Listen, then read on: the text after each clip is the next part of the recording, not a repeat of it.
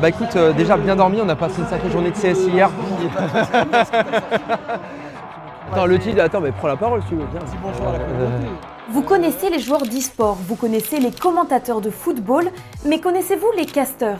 Ils donnent le ton, animent et analysent les parties de League of Legends, Valorant ou encore Rocket League. Ces commentateurs spécialisés dans le jeu vidéo sont aujourd'hui des acteurs majeurs des plus grands tournois d'e-sport. Et pour mieux comprendre leur métier, on est allé à l'eSport World Cup pour passer la journée avec Alexis, casteur professionnel sur le jeu vidéo Counter-Strike. Ça démarre cette fois-ci, mesdames et messieurs, nous y sommes. Première carte.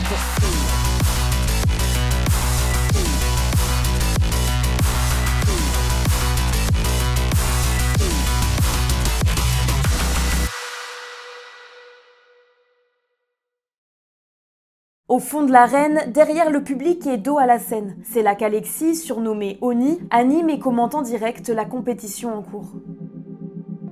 On va tout simplement calquer ce qui se passe dans le sport. Je commente pour hyper les gens durant les parties, comme le ferait Grégoire Margoton lorsqu'il y a une action de football. Je fais exactement pareil, mais pour Counter-Strike. 7 millions de dollars. En plus de cela, il faudrait, pour relancer cette deuxième partie de saison après le Major, le WC devient un tournant pour les équipes, un sacré virage pour leur permettre de s'élancer dans la deuxième partie d'année. Et là, regardez-moi ce regard, le Baby Goat.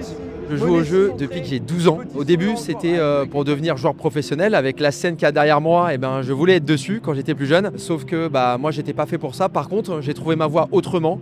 Donc si ce n'était pas à travers le jeu que je pouvais proposer, ça pouvait être à travers ma voix. Et donc c'est devenu ma vocation. Alexis commente les matchs de Counter-Strike depuis maintenant 6 ans, mais cette passion n'est devenue son métier à temps plein qu'en 2023. Aujourd'hui, il stream sur ses réseaux personnels et travaille en freelance pour une boîte de production, Croissant Strike, qui diffuse les compétitions commentées en live sur ses propres canaux. On a d'abord un pré-show, on va parler un petit peu du tournoi, introduire les équipes, parler des tendances actuelles, parler des joueurs en forme, etc. Ensuite, vient la game qui débute, donc les games se commentent à deux. Le premier, c'est un casteur qui va être ce qu'on appelle play-by-play, donc celui qui va chauffer les actions, les amener, virevolter avec sa voix. Et l'autre casteur est un analyste. On va donc virevolter rapidement sur, évidemment, le seul joueur qui reste, mais le joueur, c'est un titan, il en fait un pas deux, on arrive à accéder au BP gratuitement. Enfin gratuit, on a prélevé un petit péage dans le middle. Il y a toujours un brief à faire évidemment avec soi-même.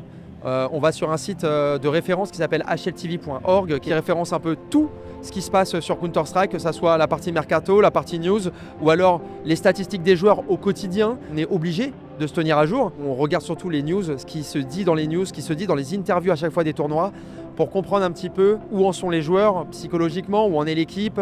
Ça nous dirige un petit peu et parfois si on arrive à lire entre les lignes, on arrive à découvrir quelques trucs.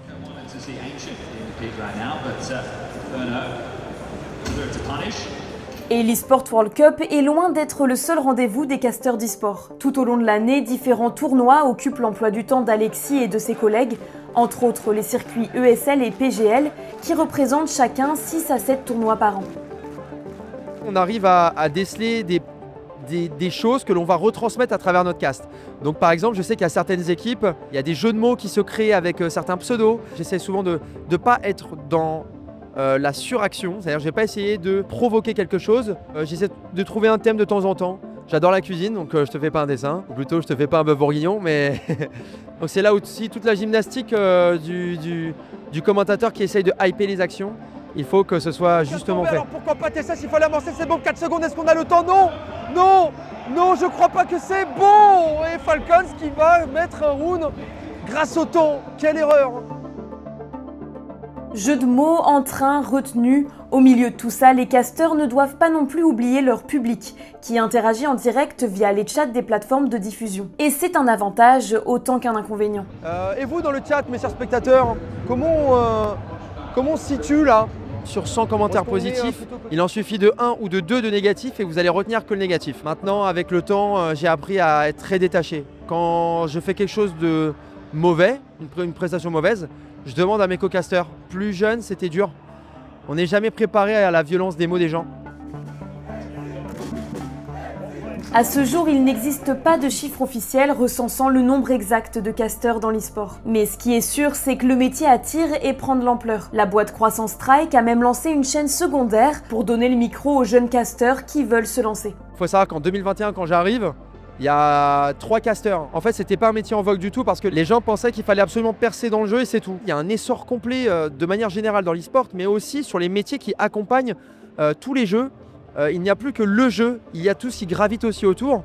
Le cast en fait partie et aujourd'hui, on devient des personnages à part entière. À l'international, certains sont des vraies stars, des commentateurs sont des vraies stars et sont reconnus pour leur voix et ce qu'ils font. Ouais, c'est une sacrée fessée déculottée et là, il n'y a rien à dire, il n'y a rien à faire. Ils n'ont pas les armes pour venir abattre cette équipe de Falcons, en tout cas sur cette première carte. Ces images sont criantes, parlantes. On va faire une micro-coupure avant de retrouver le desk. Restez avec nous évidemment sur Croissance Track, on arrive tout de suite. Ce qui me plaît le plus aujourd'hui, évidemment, c'est mon crew.